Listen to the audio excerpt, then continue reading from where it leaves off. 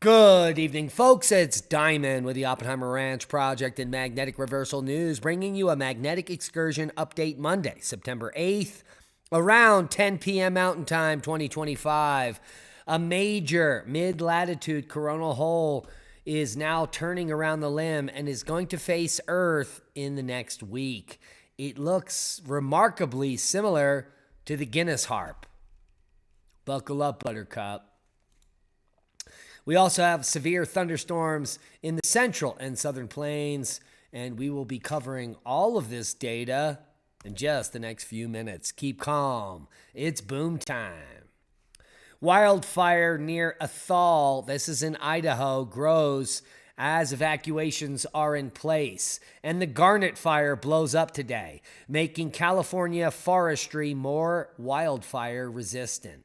This is a big one. The Garnet Fire in Fresno, east of there, expanded by 20 square kilometers, crossing Dinky Creek and threatening McKinley Grove. The fire is being driven by extreme fuel loading, inaccessible terrain, long-range spotting. The fire's intensity is attributed to the lack of recent fire history. So there's lots of stuff to burn here. Let's take a look at what's going on.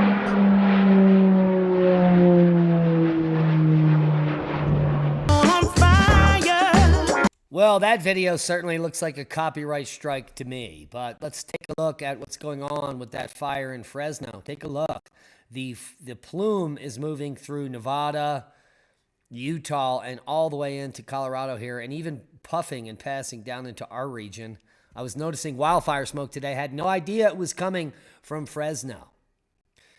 Take a look at the entire map. There are still hundreds of fires across North America and choking out Calgary as we speak. So we're praying for precipitation, and we'll get to that map in a moment. It's the peak of Atlantic hurricane season, so why is it so quiet? Well, it's because the conditions are not preferable for cyclone formation. We've got a lot of wind shear and other things going on. And even though the water is warm, well, nothing is developing. Usually the second week of September is buzzing with tropical activity. This year, though, the Atlantic hurricane season is snoozing. And so everyone is losing. From their insurance claims, well, the Eastern Pacific is doing quite well. Hurricane Kiko still remains and is going to pass north of the Hawaiian Islands. Just bring up some surf there. The track is well north. Nothing really spectacular. We do have another disturbance with a 50% chance of cyclone formation, but the track is offshore of Baja, and, well, no one will be affected. A quick look at TornadoHQ.com Live, is showing 7 severe weather warnings: Texas, Oklahoma, and Texas. That's the only place. We've got a tornado warning just moments ago in Roberts County in Texas. Severe thunderstorm warning in Gray, Hemp Hill, Roberts, and Wheeler in Texas. Ellis County, Oklahoma, also affected. Beaver and Lipscomb in Oklahoma and Texas. And Hemp Hill, Lipscomb, Oaktree, and Roberts. So heed the warnings. Come over to TornadoHQ.com Live for all the severe weather outlooks. It looks like we've got a special marine warning here off the Florida Panhandle as well. As you can see, spotty storms moving through the east like a beast. And now the full forecast. Severe thunderstorms in central and southern plains. Flooding potential in the Pacific Northwest, Kansas, and Florida. Take a look at the map. Severe thunderstorms are possible in portions of the central and southern plains. And there is a potential for flooding across Kansas. In the Pacific Northwest and Northern California, there is a potential for isolated flash flooding from thunderstorms near burn scars and sensitive terrain. Showers and heavy rain will persist in the Florida Peninsula through midweek. What a tweak. And so there you've got the map. Check out weather.gov and click on your county for more information. We've got frost warnings in the Northeast as well. Take a look at all those blue counties. Yeah, those are frost advisories. So bring your sensitive plants inside.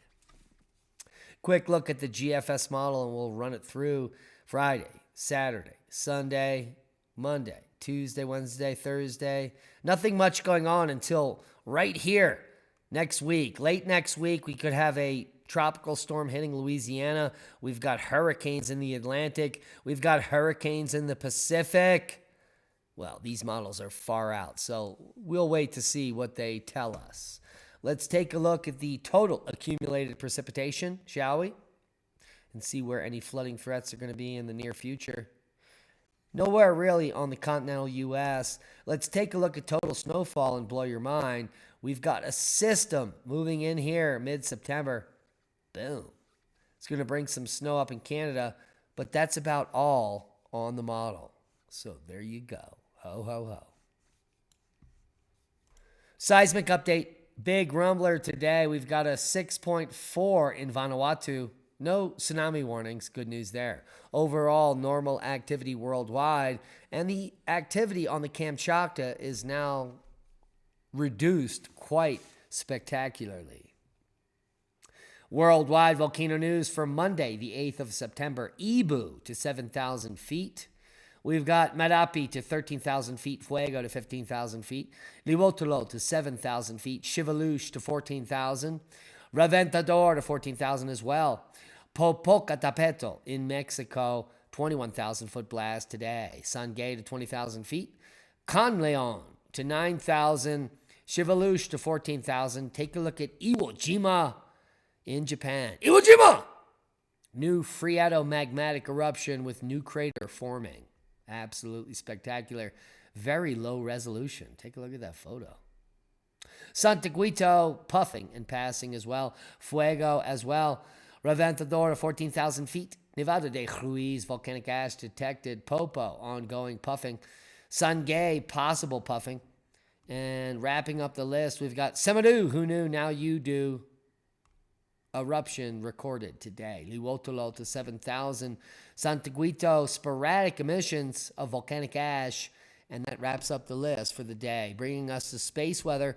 A fairly large coronal hole that almost resembles the Guinness harp, or maybe a Dorito, is now turning more directly into view.